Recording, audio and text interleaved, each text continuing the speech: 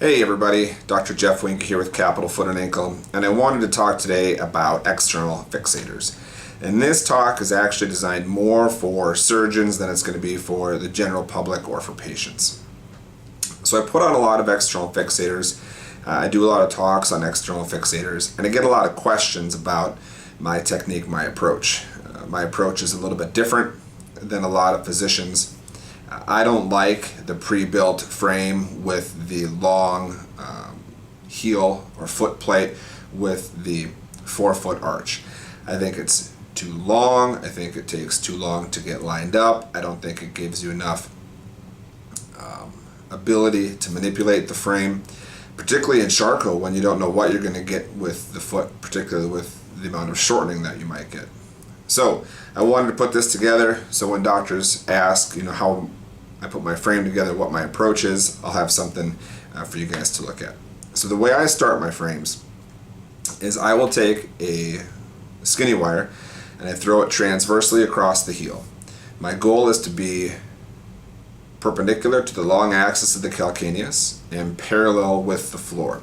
So here you can see that I've thrown that wire freehand. Then I'll bring the frame to the wire and I will connect that. I'll then have my assistant dorsiflex the foot, and while I'm holding the frame still, I will cross two skinny wires on the proximal tibial ring.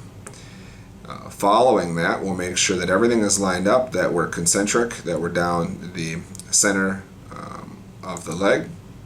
I will tension my heel at about 80-85 millimeters mercury of pressure, and then I will twin tension my proximal ring. Once this is finished, I break down those wires, and then I will throw 3 olive wires. I like to use olives because they prevent translation in the tibia and the calcaneus. Dealer's choice, whatever you like. But I throw my 3 medial wires, and then I will come around the leg, and then I will throw my 3 lateral wires, so you can see in this picture.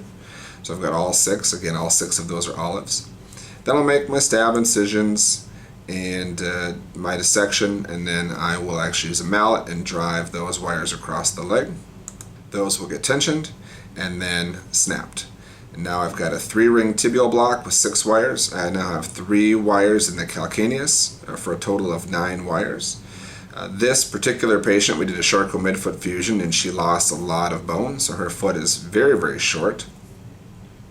The next thing I do is I throw 2 crossing smooth wires across the forefoot, much like the Lazarov Atlas recommends. I go 5-4-3-2 with 1 wire, and then I cross it with 1 going through 1 and 2, and I will set 5/8. I like to then connect it to the tibial block before I tension. And here's where I really like rapid struts. I get a lot of questions about struts. I used to use these old constructs where I would have to piece them together. It would take me about 30 minutes. I'd have to build hinges, I'd have to build outriggers and posts, and it took forever. With a quick strut or a rapid strut, I can throw those in about 30 seconds, tighten them down. I've got the ability then to manipulate the forefoot if I wanted to. On this patient I did use internal fixation, so this is more of a static frame, but I do have the ability to manipulate it if I wanted to. After that, I tighten all those connections, I tension the forefoot, I cut those wires, and that's my frame. At this point I usually have the rep add the walking bottom, whether it's the walkie pucks or a rocker bottom or a horseshoe or whatever. But that's my frame. It takes about 30 to 35 minutes. There's 11 wires, 3 segments in the tibia, pretty stable. And I like the struts. I like the options that I have. I can make my frame match the anatomy rather than trying to get the anatomy to match the frame. So for those of you kind of wondering what my approach is or how I set my frames up, wanted to throw that together for you. There it is. Hope you enjoyed it.